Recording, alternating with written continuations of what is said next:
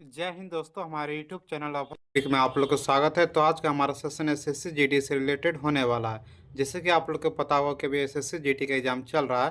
तो 4 फरवरी से लेकर 21 फरवरी तक जो भी क्वेश्चन पूछा गया है एसएससी जीडी में, तो मैं उसका फुल एनालिसिस कराने वाला हूँ। तो हमारी वीडियो को लास्ट तक जरूर देखिएगा। और यदि आप लोग का अभी तक एग्जाम नहीं हुआ तो हमारे चैनल को जरूर सब्सक्राइब करके रख लीजिएगा, क्योंकि मैं डेली जो कि एनालिसिस करवाने वाला हूँ एसएससी जीडी का। और आप लोग एनालिसिस जरूर कीजिए, इससे आप लोग को पता चलेगा कि किस लेवल का क्वेश्चन जो कि पूछा जा रहा है एग्जाम में, ताकि बहुत सब चैप्टर आप लोग पढ़कर अच्छे नंबर बढ़ा सकते हैं। तो चलिए आज का वीडियो में स्टार्ट करता हूँ। वीडियो पर लास्ट तक जरूर बने रहिएगा। नेक्स्ट क्वेश्चन पूछा गया था, जाइलम का कार्य क्या होता है निम्न में से। तो जाइलम का कार्य क्या होता है आप लोग जानते हैं, ये बायोलॉजी का क्वेश्चन है। जल तथा खनिज लवणों को पहुंचाना, ये क्या करता है पौधों में, जो कि जल तथा खनिज लवणों को पहुंचाने के कार्य करता है। कौन? तो जाइलम। चिली से रिलेटेड कुछ की पॉइंट देख लेता हूँ। सबसे पहला, जाइलम का सबसे बड़ा महत्वपूर्ण कार्य पौधों की जड़ों से पौधों को अन्य भागों तक पानी और खनिज और कार्बनिक पोषक तत्वों को सहित पोषक तत्वों का परिवहन करना। यही बोल रहा है कि खनिज लवण का जो कार्य किया है, तो पौधों में जो कि है जल तथा खनिज लवण और पोषक पदार्थों को एक स्थान से दूसरे स्थान तक ले जाना। उसका नेक्स्ट है, जाइलम कोशिका से होकर सबसे बहने वाले पदार्थों को जाइलम सेप कहा जाता है। जहाँ पर जो कि बहता है जाइलम, उसको क्या कहा जाता है? तो जाइलम सेप कहा जाता है। ये सब याद रखिएगा, बहुत इंपॉर्टेंट है। उसका नेक्स्ट है, प्रथम पंचवर्षीय योजना और षष्ठम पंचवर्षीय योजना के बीच का योजना किस रूप में जाना जाता है? तो ये आवृत्ति योजना के नाम से जाने जाते हैं। इस पर क्वेश्चन पूछा गया, जो भी आवृत्ति योजना में आ रहे हैं उसका आंसर सही होगा। क्या? तो प्रथम पंचवर्षीय योजना और षष्ठी पंचवर्षीय योजना के सम्मिलित रूप को क्या कहते हैं? तो आवृत्ति पंचवर्षीय योजना। याद रखिएगा, क्या? आवृत्ति पंचवर्षीय योजना। चलिए इससे रिलेटेड कुछ की पॉइंट देख लेता है, क्योंकि देखिए पंचवर्षीय योजना से इस बार एग्जाम में 2 से 3 क्वेश्चन हर एक शिफ्ट में पूछे जा रहे हैं। तो आप लोग पंचवर्षीय योजना का अच्छे से करके जाइएगा, यहाँ से क्वेश्चन आप लोग को देखने को मिलेगा। चलिए इससे रिलेटेड कुछ की पॉइंट देख लेता हूँ। सबसे पहला की पॉइंट है, भारत में आवृत्ति योजना 1978 में शुरू की गई थी। हो सकता है कि अगला बार पूछ देखिए, आवृत्ति योजना की शुरुआत जो कि कब की गई थी भारत में? तो 1978 ईस्वी में की गई थी।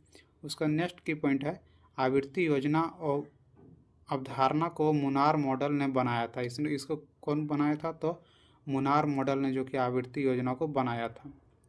उसका नेक्स्ट है, आवृत्ति योजना का मुख्य लाभ यह है कि ये लचीले होते हैं। आवृत्ति योजना किस प्रकार के होते हैं? तो ये लचीले होते हैं, कठोर नहीं होते। याद रखिएगा, पूछ सकता है एग्जाम में आपकी बार। चलिए इसको नेक्स्ट क्वेश्चन पूछा गया था, 2024 में सबसे अधिक प्रदूषण वाला शहर कौन सा है निम्न में? तो बेगूसराय। बेगूसराय देखिए सबसे अधिक प्रदूषण वाला शहर है विश्व में। चलिए कुछ की पॉइंट देख लेता हूँ। सबसे पहला की पॉइंट है, हनोई जो कि है वियतनाम की राजधानी के हाल ही में दुनिया का सबसे प्रदूषित शहर घोषित किया गया। देखिए आप लोग को जो ऑप्शन में जो दिया रहा है वही मारिएगा। देखिए ये वियतनाम भी सबसे प्रदूषित शहर है। उसका नई दिल्ली, देखिए नई दिल्ली भारत का सबसे प्रदूषित शहर है। तो भारत का यदि सबसे प्रदूषित शहर पूछेगा तो क्या हो जाएगा? नई दिल्ली। लेकिन हनोई जो कि विश्व का है, और एग्जाम हाँ ये जो कि है एग्जाम में जो हनोई ऑप्शन नहीं दिया हुआ था, बेगूसराय दिया हुआ था। पढ़िए बेगूसराय के बारे में क्या कह रहा। बेगूसराय बिहार का शहर है, और इसे भी दुनिया का सबसे प्रदूषित शहर में शामिल किया गया है। किसको? तो बेगूसराय को।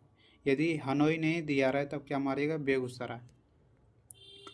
चलिए उसके बाद नेक्स्ट क्वेश्चन पूछा गया था, वर्तमान में भारतीय संविधान में कितने अनुच्छेद है?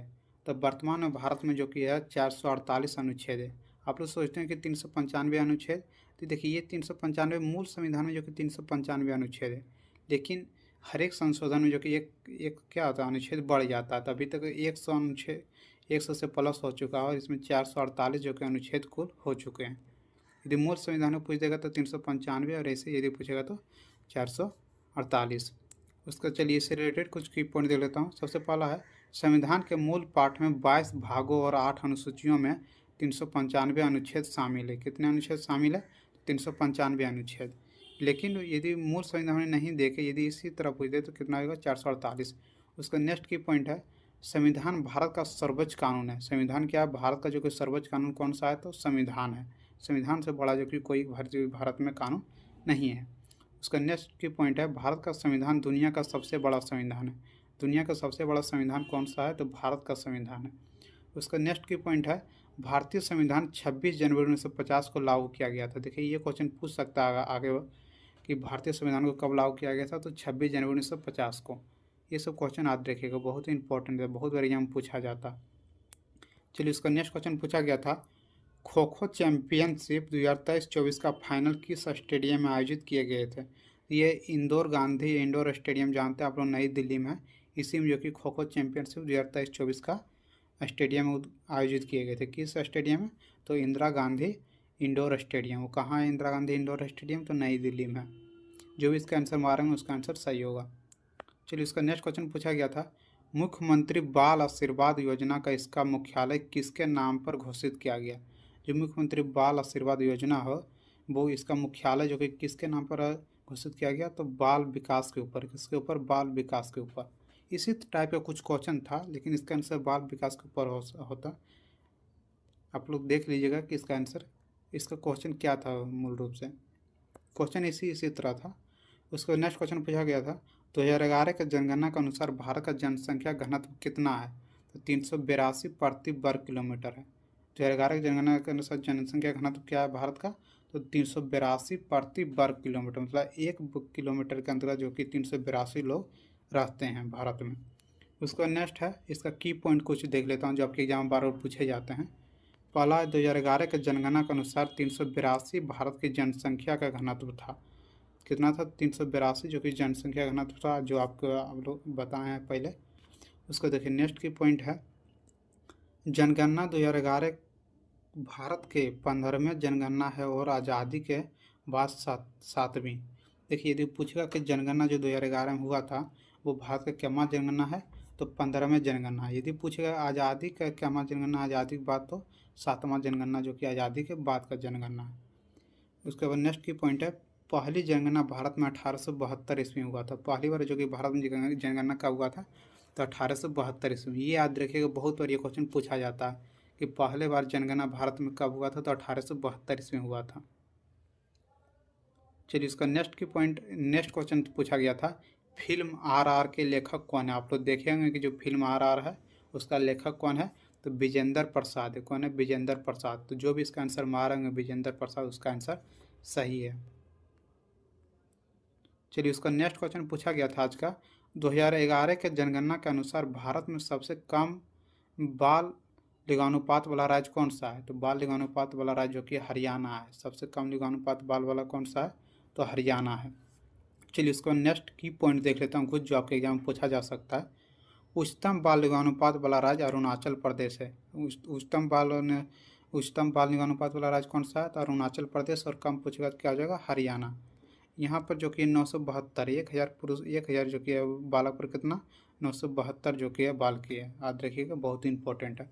उसका नेक्स्ट है, भारत का सभी बाल लिंगानुपात 919 है 2011 का जनगणना सर। यदि पूछ देगा कि भारत के सभी बाल लिंगानुपात की संख्या कितना है, तो 919। इसका मतलब हुआ कि 100 पर जो कि है बालक पर कितने बाल, 1000 बालक पर कितने बाल की है, तो 919।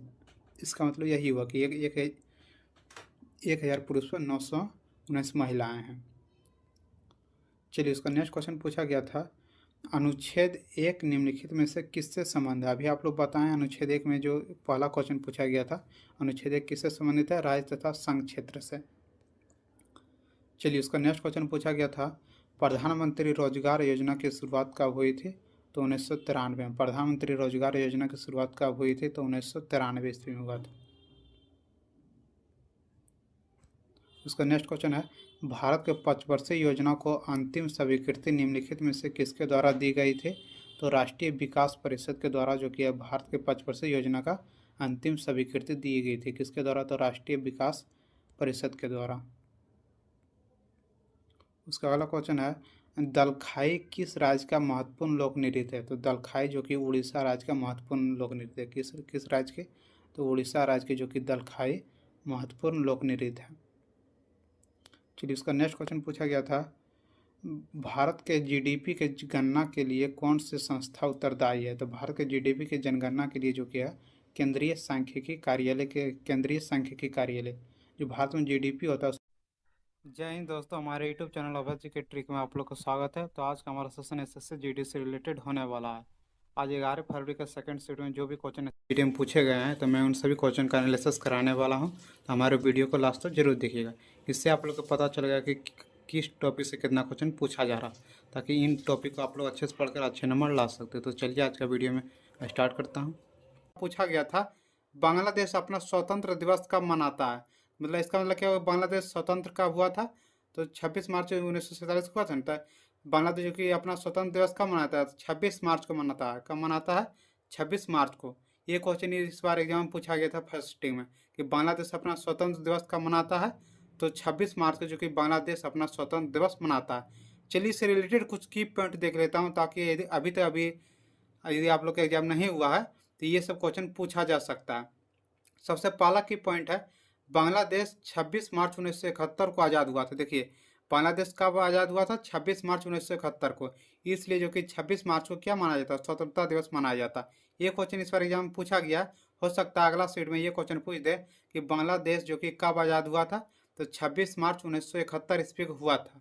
चलिए इसे उसके बाद है, इस दिन से बांग्लादेश अपना स्वतंत्र दिवस मनाता है। इसी दिन से मतलब 26 मार्च से ही जो कि बांग्लादेश क्या किया, अपना स्वतंत्र दिवस मनाने स्टार्ट किया। और यहाँ से एक क्वेश्चन बन सकता है कि बांग्लादेश आज़ाद कब हुआ? तो 26 मार्च 1971 ईस्वी को।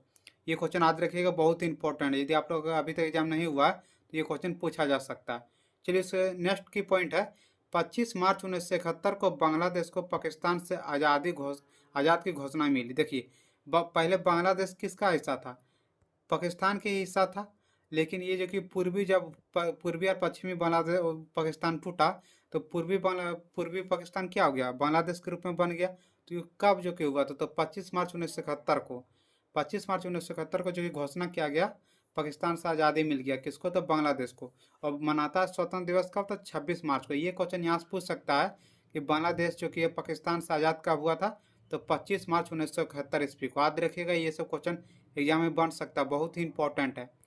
चलिए इसका नेक्स्ट क्वेश्चन है, नेक्स्ट की पॉइंट है, बांग्लादेश की राष्ट्रीय भाषा बंगाली, मतलब बांग्ला जो कि है बांग्लादेश का राष्ट्रीय भाषा कौन सा है? तो बंगाली है। इससे आर्यन भाषा समूह से संबंधित है। किस भाषा समूह से संबंधित है? तो आर्यन भाषा, और संस्कृत से भी संबंधित है। ये सब क्वेश्चन याद रखिएगा, बहुत ही इंपॉर्टेंट क्वेश्चन है। हो सकता है इस बार आपके एग्जाम में पूछ दे। चलिए उसका नेक्स्ट की पॉइंट है, शेख मुजीब बांग्लादेश के संस्थापक नेता और अगुआ थे। अगुआ मतलब क्या हुआ कि बांग्लादेश के संस्थापक कौन थे? तो ये शेख मुजीब थे। ये भी क्वेश्चन भारत के बहुत बहुत सारे एग्जाम पूछा गया ये क्वेश्चन कि बांग्लादेश का जो कि संस्थापक कौन थे? तो शेख मुजीब थे। कौन? शेख मुजीब। चलिए उन्हें बांग्लादेश का जनक कहा जाता है। देखिए बांग्लादेश का जनक किसे कहा जाता है? तो शेख मुजीब को जो कि बांग्लादेश का क्या कहा जाता है? जनक कहा जाता है। ये सब क्वेश्चन बहुत ही इंपॉर्टेंट क्वेश्चन आपके एग्जाम में पूछा जा सकता है।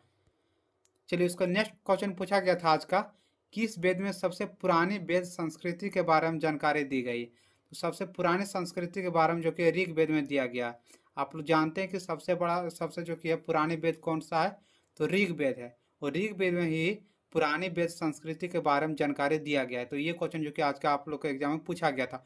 और आप लोग कमेंट करके जरूर बताइएगा, जो भी एग्जाम देख रहे हैं, कि ये सब क्वेश्चन आप लोग के एग्जाम में पूछा गया है नहीं। मैं क्वेश्चन कहाँ से करवाता हूँ? जो आप लोग एग्जाम दे के निकलते हैं और जो कमेंट करते हैं कि ये सब क्वेश्चन आज का पूछा गया था, तो मैं उसका ये एनालिसिस करवाता हूँ। तो आप लोग जरूर कमेंट करके बताइए कि ये सब क्वेश्चन आज के एग्जाम में पूछा गया था या नहीं। चलिए इससे रिलेटेड कुछ की पॉइंट देख लेता हूँ, ताकि यदि आप लोग का अभी तक एग्जाम नहीं हुआ है तो उसमें ये सब क्वेश्चन पूछा जा सकता है। वेद कितना है? तो वेद जो कि 4 है। सबसे पहला है ऋग वेद, दूसरा है यजुर वेद, तीसरा है साम वेद और चौथा है अथर्व वेद। उसका नेक्स्ट की पॉइंट है, ऋग्वेद सबसे प्राचीन तथा प्रथम वेद है। देखिए ये क्वेश्चन आप लोग को पहले बताए थे, सबसे प्राचीन वेद कौन सा है? ऋग्वेद। और यहाँ से क्वेश्चन और पूछ सकता है कि सबसे प्रथम वेद कौन सा है? तो सबसे प्रथम वेद भी जो कि ऋग्वेद है, और सबसे प्राचीन वेद भी जो ऋग्वेद है। ये सब क्वेश्चन याद रखिएगा, बहुत ही इंपॉर्टेंट क्वेश्चन है, बहुत बार ये सब क्वेश्चन है एग्जाम पूछा जाता है। उसका नेक्स्ट की पॉइंट है, साम वेद इस वेद का प्रमुख विषय उपासना है। देखिए यहाँ से क्वेश्चन पूछा जाता है कि उपासना जो कि किस वेद का सबसे प्रमुख विषय है? तो किस वेद का हो जाएगा? साम वेद का। साम वेद का जो कि सबसे प्रमुख विषय कौन सा हो जाएगा? तो उपासना। याद रखिएगा, बहुत इंपॉर्टेंट क्वेश्चन, बहुत बार एग्जाम पूछा गया। चलिए उसके बाद नेक्स्ट क्वेश्चन पूछा गया था आज का, गरबा किस राज्य के लोक नृत्य? देखिए आप लोग को मैं कल है बताया था ना, जो एमटीएस का मैं करवा रहा था प्रैक्टिस सेट, उसमें ये क्वेश्चन बताए थे कि गरबा किस राज्य का लोक नृत्य है? तो गुजरात का। गो से गुजरात, गो से गरबा। आप लोग को मैं कल ट्रिक से बता रहे थे कि गो से गुजरात, गो से गरबा। तो गरबा जो कि किस राज्य का लोक नृत्य है, तो गुजरात का है। देखिए आप लोग को मैं पहले भी बताया हूँ कि नृत्य से इस बार क्वेश्चन पूछा जा रहा है। हर एक सीट में जो कि नृत्य से ये क्वेश्चन पूछे जा रहे हैं, तो आप लोग नृत्य करके जरूर जाइए। यहाँ से क्वेश्चन बहुत सारे एग्जाम में क्वेश्चन बन रहा था, आप लोग जरूर करके जाइएगा नृत्य का। चलिए इससे रिलेटेड कुछ की पॉइंट देख लेता हूँ, जो ताकि आपके एग्जाम में जो होने वाला है इसमें ये सब क्वेश्चन पूछा जा सकता है। सबसे पहला असम। असम का लोक नृत्य कौन कौन सा है, बिहू है, बिछुआ है और नागा नृत्य है। इसमें दो याद रखिएगा, असम का लोक नृत्य एक बिहू और दूसरा नागा नृत्य। ये दोनों क्वेश्चन बहुत एग्जाम में पूछा गया। उसका नेक्स्ट राज्य है उत्तर प्रदेश। उत्तर प्रदेश का कौन कौन सा है, पहला है नौटंकी, दूसरा है रासलीला, तीसरा है काजरी। काजरी और नौटंकी जो कि बहुत बार पूछा गया कि उत्तर प्रदेश का लोक नृत्य कौन सा है, तो नौटंकी, रासलीला और क्या है, काजरी। उसका नेक्स्ट है राजस्थान। राजस्थान का लोक नृत्य कौन कौन सा है, तो झूलन लीला। उसका नेक्स्ट है घूमर, दूसरा है क्या है, ननी पनिहारी। पनिहारी देखिए पनिहारी वाला बहुत बार एग्जाम पूछा गया कि राजस्थान का लोक नृत्य कौन सा है, तो पनिहारी, झूलन और लीला, घूमर। ये सब क्वेश्चन याद रखिएगा, बहुत इंपॉर्टेंट क्वेश्चन है। चलिए इसका नेक्स्ट राज्य है गुजरात। देखिए यहीं से क्वेश्चन पूछा गया। गुजरात, गुजरात का कौन कौन सा लोक नृत्य है, तो गरबा और डांडिया। डांडिया याद रखिएगा, डांडिया पहले पूछ दिया एमटीएस के एग्जाम में, तो इस बार गरबा पूछा है। तो ये इसी नृत्य से क्वेश्चन पूछा जा रहा है, आप लोग नृत्य करके जरूर जाइए। उसका नेक्स्ट राज्य है बिहार। बिहार में कौन कौन सा है, तो जटा जटिन और विदेशिया। ये दोनों जो कि बिहार का लोक नृत्य प्रमुख माना जाता है। कौन कौन सा, जटा जटिन और विदेशिया, जो कि बिहार का प्रमुख लोक नृत्य है। उसका नेक्स्ट है तमिलनाडु। तमिलनाडु का लोक नृत्य कौन सा है, तो करगट्टम। ये भी बहुत इंपॉर्टेंट है, याद रखिएगा, ये क्वेश्चन हो सकता है अगला सीट में पूछ दे कि तमिलनाडु का लोक नृत्य कौन सा है, तो करगट्टम, जो कि तमिलनाडु का लोक नृत्य है। चलिए उसका नेक्स्ट क्वेश्चन पूछा गया था, पंडित रविशंकर किस वाद्य यंत्र से संबंधित है, तो पंडित रविशंकर जो कि है सितार से संबंधित है। किससे है, सितार से। पूछेगा पंडित रविशंकर किस वाद्य यंत्र से संबंधित है, तो सितार से संबंधित है। चलिए कुछ की पॉइंट देख लेता हूँ जो आपके एग्जाम के लिए बहुत इंपॉर्टेंट है। यदि आप लोग का अभी तक एग्जाम नहीं हुआ है तो उसमें ये सब क्वेश्चन पूछा जा सकता है। सबसे पहला की पॉइंट है हरिप्रसाद चौरसिया। हरिप्रसाद चौरसिया किस वाद्य यंत्र से संबंधित है, तो बांसुरी। बांसुरी के लिए कौन प्रसिद्ध है, तो हरिप्रसाद चौरसिया, याद रखेगा, बहुत इंपॉर्टेंट है। उसका नेक्स्ट है पंडित रविशंकर। पंडित रविशंकर जो कि किससे संबंधित है, तो सितार से संबंधित है। सितार वाद्य यंत्र बजाने के लिए कौन प्रसिद्ध है, तो पंडित रविशंकर। चलिए इसका नेक्स्ट है पंडित राम रामायण। पंडित राम रामायण का कौन है वाद्य यंत्र, कौन सा बजाता है, तो सारंगी। सारंगी के लिए कौन प्रसिद्ध है, तो जो कि है पंडित राम रामायण, कौन है, तो सारंगी के लिए। उसका नेक्स्ट है असद अली खान। असद अली खान कौन सा वाद्य यंत्र बजाते हैं, तो रुद्र बीना। रुद्र बीना बजाने के लिए कौन प्रसिद्ध है, तो असद अली खान। ये सब जितना भी मैं बता रहा हूँ की पॉइंट, ये सब आप लोग करके जाइए, एग्जाम में यही से क्वेश्चन पूछा जाएगा। चलिए उसका नेक्स्ट क्वेश्चन पूछा गया था, चाणक्य का दूसरा नाम क्या था, तो चाणक्य का दूसरा नाम क्या था, विष्णुगुप्त। विष्णुगुप्त जो कि चाणक्य का दूसरा नाम था। देखिए और जो जो इसका उपनाम था मैं उन सभी को भी करवा दिया हूँ। सबसे पहला की पॉइंट है कौटिल्य, चाणक्य और विष्णुगुप्त। इसका कौन कौन सा नाम था, तो कौटिल्य, चाणक्य और विष्णुगुप्त। यहाँ से भी क्वेश्चन पूछा जाता, कौटिल्य वाला भी बहुत बार यहाँ पूछा गया। तो क्या हो जाएगा, कौटिल्य, चाणक्य और विष्णुगुप्त। चलिए उसका नेक्स्ट की पॉइंट है इन्हें चाणक्य नाम अपने गुरु चाणक्य से प्राप्त हुआ था। पूछेगा कि चंद्रगुप्त चाणक्य को जो किया किसके नाम से उसका चाणक्य नाम पड़ा था, तो चाणक्य के नाम से। चाणक्य कौन था, तो उसका गुरु था। यहाँ से क्वेश्चन पूछा जाता है कि चाणक्य के गुरु का नाम क्या है, तो चनक है, याद रखिएगा, बहुत इंपॉर्टेंट है। उसका नेक्स्ट की पॉइंट है अर्थशास्त्र चाणक्य द्वारा रचित संस्था का प्रसिद्ध ग्रंथ है। देखिए यहाँ से क्वेश्चन और पूछा जाता है कि अर्थशास्त्र जो कि अर्थशास्त्र रचित कौन है, तो ये चंद्रगुप्त है, याद रखिएगा। चाणक्य जो किया है क्या है, अर्थशास्त्र रचयिता है। इसके अंदर जो किया है राज्य व्यवस्था, कृषि, न्याय, इसी सब के बारे में जानकारी दिया गया है। जो अर्थशास्त्र जो कि लेखक कौन है, तो चंद्रगुप्त, चाणक्य है। उसका नेक्स्ट क्वेश्चन पूछा गया था केंद्र की खोज सबसे पहले किसने की थे, तो केंद्र की खोज जो कि सबसे पहले रॉबर्ट ब्राउन ने किया था। किसने किया था, रॉबर्ट ब्राउन ने। ये क्वेश्चन जीव विज्ञान से पूछा गया कि केंद्र की खोज सबसे पहले किसने की, रॉबर्ट ब्राउन ने की। चलिए कुछ की पॉइंट देख लेता हूँ जो आपके एग्जाम के लिए बहुत इंपॉर्टेंट है। सबसे पहला की पॉइंट है रॉबर्ट हुक ने 1665 में कोशिका की खोज की थी। बोलेगा रॉबर्ट हुक ने कोशिका की खोज कब की थी, तो 1665 ईस्वी में जो कि कोशिका की खोज की थी रॉबर्ट हुक ने। उसका नेक्स्ट की पॉइंट है, कोशिका के वैज्ञानिक अध्ययन की शाखा को साइटोलॉजी कहा जाता है। पूछेगा कोशिका के जो कि है वैज्ञानिक अध्ययन को क्या कहा जाता है, तो साइटोलॉजी कहा जाता है। चलिए उसका नेक्स्ट की पॉइंट है, कोशिका का पावर हाउस माइटोकॉन्ड्रिया को कहा जाता है। बोलेगा कोशिका का पावर हाउस किसे कहा जाता है, तो माइटोकॉन्ड्रिया की। ये क्वेश्चन तो हर एक एग्जाम पूछा गया कि कोशिका का पावर हाउस किसे कहा जाता है, तो माइटोकॉन्ड्रिया को कहा जाता है। उसका नेक्स्ट की पॉइंट है, माइटोकॉन्ड्रिया की खोज अल्टमैन ने किया था। बोलेगा माइटोकॉन्ड्रिया की खोज किसने किया था, तो अल्टमैन ने किया था। उसका नेक्स्ट की पॉइंट है, कोशिका में प्रोटीन का फैक्ट्री राइबोसोम को कहा जाता है। देखिए ये बहुत इंपॉर्टेंट है। बोलेगा कोशिका में प्रोटीन का फैक्ट्री किसे कहा जाता है, तो राइबोसोम को, जो कि कोशिका में प्रोटीन का फैक्ट्री कहा जाता है। चलिए इसका नेक्स्ट क्वेश्चन है आज का, शरीर का वजन कहाँ अधिकतम होता है, तो पृथ्वी के ध्रुव पर जो कि है शरीर का वजन अधिकतम होता है। आप लोग याद रखिएगा, बहुत इंपॉर्टेंट क्वेश्चन, इस बार क्वेश्चन पूछा गया SSC MTS के। तो चलिए जितना भी अभी तक मुझे क्वेश्चन मिल सका मैं सभी क्वेश्चन का एनालिसिस करवा दिया हूँ। जिस तरह मुझे क्वेश्चन मिलते रहेगा मैं सभी क्वेश्चन का एनालिसिस करवाते रहूँगा। यदि आप लोग का अभी तक SSC MTS का एग्जाम नहीं हुआ है तो हमारे चैनल को जरूर सब्सक्राइब करके रख लीजिएगा। यहाँ पर मैं जितना भी एग्जाम होगा मैं सभी का एनालिसिस कराने वाला हूँ। इससे आप लोग अच्छे नंबर ला सकते हैं कि समझ करके किस टॉपिक से कितना क्वेश्चन पूछा जा रहा है। तो चलिए यदि आप लोग का अभी तक एग्जाम नहीं हुआ तो जरूर हमारे चैनल को सब्सक्राइब कर लीजिएगा। वीडियो लाइक शेयर और सब्सक्राइब जरूर करिए। जय हिंद जय भारत।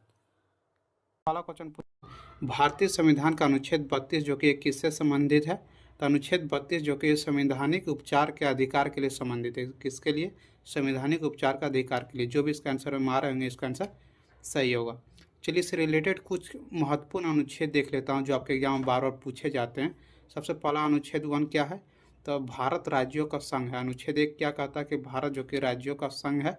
उसके बाद अनुच्छेद 14 क्या कहता है, विधि के सक्षम समानता। विधि के सक्षम समानता जो कि कौन सा अनुच्छेद कहता है, तो अनुच्छेद 14। फिर अनुच्छेद 15 क्या कहता है कि धर्म जाति लिंग मूल वंश या जन्म के स्थान पर भेदभाव पर रोक। भेदभाव पर जो रोक कौन सा अनुच्छेद है, तो अनुच्छेद 15। उसका अनुच्छेद 16 क्या है, सार्वजनिक रोजगारों में अवसर की समानता। ये अनुच्छेद 16 में। अनुच्छेद 19 में क्या है, अभिव्यक्ति का आज़ादी। अभिव्यक्ति का आज़ादी जो कि किस अनुच्छेद में है, तो अनुच्छेद 19 में। उसका अनुच्छेद 20 में क्या है, अपराधों के दोष सिंधु से जुड़ा संरक्षण। ये जो कि अनुच्छेद 20 में। उसका अनुच्छेद 21 में प्राण और दैहिक स्वतंत्रता का संरक्षण। इसमें ये अनुच्छेद किस में है, तो अनुच्छेद 21 में। फिर अनुच्छेद 21 क में क्या है, तो 6 से 14 साल के बच्चों को शिक्षा का अधिकार जो कि किस में दिया हुआ है, तो अनुच्छेद 21 क में। ये सब अनुच्छेद जो कि महत्वपूर्ण है, बार बार एग्जाम में पूछे जाते हैं। चलिए उसके बाद नेक्स्ट क्वेश्चन था, खिलाफत आंदोलन किस धर्म से जुड़ा हुआ था, तो खिलाफत आंदोलन जो कि इस्लाम धर्म से जुड़े हुए थे। किस धर्म से जुड़े हुए थे, तो खिलाफत आंदोलन जो कि इस्लाम धर्म से जुड़े हुए थे। चलिए इसके बाद इससे रिलेटेड कुछ की पॉइंट देख लेता हूँ जो आपके एग्जाम बार बार पूछे जाते हैं। सबसे पहला है, खिलाफत आंदोलन साल 1919 से 1922 के बीच ब्रिटिश भारत सरकार में चलाया गया था। यानी खिलाफत आंदोलन कौन चलाया था, तो ब्रिटिश सरकार ने भारत में जो कि चलाया था। कब, तो 1919 से 1922 में इसका गया था। इसका एक राजनीतिक धार्मिक आंदोलन था। ये क्या था, एक राजनीतिक जो कि धार्मिक आंदोलन था। और इस आंदोलन का मकसद था तुर्की के खिलाफ पद को दोबारा स्थापित करना। देखिए यहाँ से क्वेश्चन पूछ सकता है कि खिलाफत आंदोलन का अर्थ क्या था, तो तुर्की के जो कि था उसका खिलाफत के पद को दोबारा स्थापित करना था। चलिए उसका नेक्स्ट क्वेश्चन पूछा गया था, मोहिनीअट्टम किस राज्य से संबंधित है, तो आप लोग जानते हैं केरल का जो कि है मोहिनीअट्टम क्या है, केरल राज्य का नृत्य है। कौन मोहिनी, देखिए नृत्य से आप लोग का हर एक सीट में क्वेश्चन पूछा जा रहा था। नृत्य का आप लोग जरूर करके जाइएगा। इसे तो मैं आप लोग को लास्ट में बताऊंगा कि कौन कौन से टॉपिक क्वेश्चन पूछा जा रहा है। चलिए इससे रिलेटेड कुछ महत्वपूर्ण नृत्य देख लेता हूँ जो आपके एग्जाम में पूछे जा रहे हैं। सबसे पहला है असम। असम में कौन कौन सा है, तो बिहू। देखिए ये याद रखिए, बहुत इंपॉर्टेंट है। बिहू देखिए बार बार पूछा जाता है कि बिहू किस राज्य का नृत्य है, तो असम का। उसके बाद गुजरात का देख लेता हूँ महत्वपूर्ण। देखिए गारबा याद रखिएगा, गारबा जो कि गुजरात, गो से गारबा, गो से गुजरात। उसका ये डांडिया राम, ये भी गुजरात में होता है। ये दोनों याद रखिएगा, ये दोनों बहुत बार एग्जाम पूछे जाते हैं। उसका नेक्स्ट है हरियाणा। हरियाणा में क्या क्या था, तो झूमर, फाग, धमार। ये तीनों याद रखेगा, बहुत बार ये पूछा जाता है कि झूमर किस राज्य का नृत्य है, तो हरियाणा राज्य का। उसका नेक्स्ट है उत्तराखंड। उत्तराखंड जो किस राज्य का नृत्य है, तो चेपली देखिए उत्तराखंड का नृत्य है, ये याद रखिएगा, बहुत इंपॉर्टेंट है। उसका पंजाब। पंजाब में कौन सा, तो भांगड़ा। भांगड़ा याद रखिएगा, बहुत बार पूछा जाता है कि भांगड़ा किस राज्य का नृत्य है, तो पंजाब का। उसको देखिए राजस्थान में है घूमर, चक्री और झूलन लीला, ये तीनों बहुत बार एग्जाम पूछे जाते हैं। ये तीनों को आप लोग याद रखिएगा, बहुत बार एग्जाम पूछे जाते हैं। आप लोग नृत्य को अच्छे से करके जाइएगा, नृत्य से हर एक सीट में क्वेश्चन देखने को मिल रहा है। उसका नेक्स्ट है, किसी भी राज्य की विधानसभा में कोई भी धन विधेयक किसके सिफारिश पर प्रस्तुत किया जा सकता है। तो ये राज्य का राज्यपाल, किसी भी राज्य का जो कि विधानसभा में जो धन विधेयक रहता है वो किसके सिफारिश पर प्रस्तुत किया जाता है, तो राज्य का राज्यपाल पर जो कि है प्रस्तुत किया जाता है। चलिए कुछ राज्य का जो कि है महत्वपूर्ण शक्तियाँ देख लेते हैं कि राज्यपाल का क्या क्या शक्तियाँ होता है। पहला है, राज्यपाल मुख्यमंत्री और मंत्रिपरिषद के अन्य सदस्यों की नियुक्ति करता है। कौन, तो राज्यपाल। उसके बाद नेक्स्ट है, राज्यपाल विधानसभा को बुलाते हैं, स्थगित करते हैं और भंग करते हैं। देखिए विधानसभा को भंग करने का अधिकार किसको है, तो राज्यपाल को है। ये भी क्वेश्चन एसएससी में पूछे गए हैं, हो सकता है आगे भी पूछ सकता है, आप लोग याद रखिएगा। उसका नेक्स्ट है, राज्यपाल विधानसभा में अभिभाषण करते हैं। राज्यपाल में विधानसभा में अभिभाषण कौन करते हैं, तो राज्यपाल करते हैं, याद रखिएगा, बहुत इंपॉर्टेंट है ये सब। जितना भी मैं बता रहा हूँ बहुत इंपॉर्टेंट ये सब पूछा जा रहा है। उसका नेक्स्ट क्वेश्चन पूछा गया था, वेग का SI मात्रक क्या होता है, तो मीटर पर सेकेंड होते हैं। वेग का SI मात्रक क्या होता है, तो मीटर पर सेकेंड। मीटर बटे सेकेंड इसका हिंदी में होता है विस्थापन बटे समय, इसी को जो कि मीटर बटे सेकेंड का। तो मीटर पर सेकेंड भी कहीं कहीं दिया रहता है, तो आप लोग याद रखिएगा मीटर पर सेकेंड यदि दिया रहा है इस तरह से भी आप लोग को दिया रहेगा, तो ये आंसर हो सकता है। चलिए इससे रिलेटेड कुछ की पॉइंट देख लेता हूँ। वेग किसी वस्तु की गति की दर और दिशा को बताता है, यह एक सदिश राशि। वेग देखिए कौन सा राशि, सदिश राशि। इससे क्वेश्चन पूछा जा रहा है आपकी बार, सदिश और अदिश राशि से, आप लोग याद रखिएगा। वेग का गणना करने के लिए फार्मूला v बराबर वेग की इकाई मीटर प्रति सेकंड। आप लोग जो बताएं कि मीटर बटे सेकंड क्या होता है, वेग का जो कि है सूत्र होता है, आप लोग याद रखिएगा। ये क्वेश्चन आपकी और एग्जाम में पूछा गया। उसका नेक्स्ट क्वेश्चन पूछा गया था, वर्तमान में भारत सरकार के कैबिनेट सचिव कौन है, तो doctor TV. Somnath. Doctor TV. Somnath जो कि है भारत सरकार के कैबिनेट सचिव है। देखिए जो वर्तमान में मंत्री है ना, उससे भी क्वेश्चन इस बार बहुत पूछा गया है। तो आप लोग के मैं वीडियो इसी चैनल पर बनाया हूँ, मैं उसका लिंक डिस्क्रिप्शन में डाल दूँगा, आप लोग जरूर देख लीजिएगा। वहाँ से आप लोग के नया मंत्रिमंडल का गठन हुआ, वहाँ से आपकी बार क्वेश्चन बहुत सारे पूछे जा रहे हैं। उसका नेक्स्ट था, टेक्टोनिक प्लेट कितने प्रकार के होते हैं, तो ये 3 प्रकार के होते हैं। जो टेक्टोनिक प्लेट होते हैं वो कितने प्रकार के होते हैं, 3 प्रकार के। जो भी 3 आंसर मारेंगे उसका आंसर सही होगा। चलिए, और एक क्वेश्चन हरित क्रांति से रिलेटेड कुछ प्रश्न था, मुझको याद नहीं आ रहा, लेकिन हरित क्रांति से रिलेटेड कुछ प्रश्न थे। चलिए हरित क्रांति के बारे में देख लेता हूँ, हरित क्रांति क्या है। तो हरित क्रांति की शुरुआत 1960 ईस्वी में हुआ था। हरित क्रांति शुरुआत कब हुआ था, 1960 ईस्वी में। और इसके नॉर्मल बोरलॉग ने शुरू किया था। किसने शुरू किया था, तो नॉर्मल बोरलॉग ने। डॉक्टर एस स्वामीनाथन को हरित क्रांति का जनक कहा जाता है। देखिए ये बहुत ही इंपॉर्टेंट है कि हरित क्रांति का जनक किसे कहा जाता है, तो डॉक्टर एस स्वामीनाथन को जो कि हरित क्रांति का जनक कहा जाता है। ये क्वेश्चन आप लोग याद रखिएगा, इस बार पूछ सकता है जीटी के एग्जाम में, जिसका एग्जाम अभी तक नहीं हुआ। चलिए इसका नेक्स्ट क्वेश्चन पूछा गया था, हिंदी से देखिए प्रश्न था कि उधार शब्द का विलोम क्या होता है, तो नगद। आप लोग जानते हैं उधार शब्द का विलोम क्या होता है, तो नगद। देखिए विलोम से जो कि है 3 से 4 क्वेश्चन इस पर एग्जाम पूछे जा रहे हैं। तो यदि आप लोग के पास अभी टाइम है, एग्जाम यदि 20 तारीख 22 तारीख का हो तो आप लोग जरूर करके जाइएगा। विलोम शब्द इस बार एग्जाम में पूछे जा रहे हैं।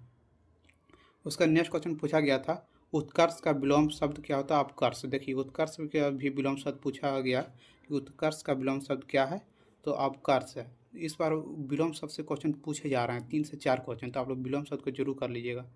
और देखिए मैथ के परसेंटेज से प्रश्न था। आप लोग जानते हैं कि मैथ से वही प्रश्न परसेंटेज से 2 से 3 क्वेश्चन पूछा जा रहा है। फिर चक्रवृद्धि ब्याज हो गया, ये सबसे क्वेश्चन जो जिस बार पूछा जा रहा था उसी बार इसी यही सब क्वेश्चन जो कि पूछा जा रहा। आप लोग को मैं जीके जीएस का प्रश्न करवा रहा हूँ, तो देखिए देख लीजिए। चलिए लास्ट गया था, 2011 के जनगणना के अनुसार सबसे कम जनसंख्या वाला राज्य कौन सा है, तो सबसे कम जनसंख्या वाला राज्य कौन सा है, तो सिक्किम है। देखिए ये बहुत इंपॉर्टेंट है, यदि पूछेगा सबसे कम जनसंख्या वाला तो क्या हो जाएगा, सिक्किम। यदि यहीं पर पूछता कि सबसे अधिक जनसंख्या वाला राज्य कौन सा है 2011 के जनगणना के अनुसार, तो इसका आंसर सही हो जाएगा यूपी। यूपी जो कि है सबसे अधिक जनसंख्या वाला राज्य है 2011 के जनगणना के अनुसार। सबसे कम कौन सा हो जाएगा, सिक्किम हो जाएगा।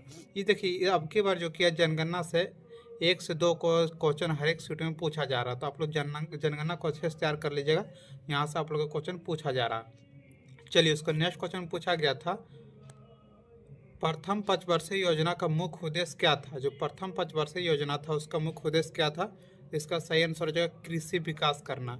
जो प्रथम पंचवर्षीय योजना था उसका मुख्य उद्देश्य था कृषि को जो कि है विकास करना ही प्रथम पंचवर्षीय योजना का उद्देश्य था। देखिए पंचवर्षीय योजना से भी क्वेश्चन पूछा जा रहा है, आप लोग को कल भी करवाए में दोनों सेट में एक क्वेश्चन पूछा जा रहा था। पहला सेट में क्या क्वेश्चन था कि दूसरा पंचवर्षीय योजना का मुख्य उद्देश्य क्या था। देखिए अब की बार क्या पूछा है कि प्रथम पंचवर्षीय योजना का मुख्य उद्देश्य क्या है, जिसका सही आंसर क्या हो जाएगा कृषि विकास। तो आप लोग योजनाओं को भी अच्छे से पढ़ लीजिएगा, जो भी 5 ईयर्स जो प्लान रहता है उसको अच्छे से पढ़ लीजिएगा। चलिए इसका नेक्स्ट क्वेश्चन पूछा गया था किस अनुच्छेद में ग्राम पंचायत में ग्राम सभा का गठन का प्रावधान है। तो ये अनुच्छेद 243 ए में, आप लोग जानते हैं जो ग्राम पंचायत होता है उसमें ग्राम सभा का गठन किया जाता है। तो किस अनुच्छेद के तहत, तो 243 ए अनुच्छेद के तहत जो कि है पंचायत में ग्राम सभा का गठन किया जाता है। तो आप लोग देखिए पॉलिटिक्स भी क्वेश्चन पूछा जा रहा है, 1 से 2 क्वेश्चन जो कि आप लोग को 3-4 क्वेश्चन मिल रहा है पॉलिटिक्स से देखने के लिए। तो आप लोग पॉलिटी भी कर लीजिएगा। पॉलिटी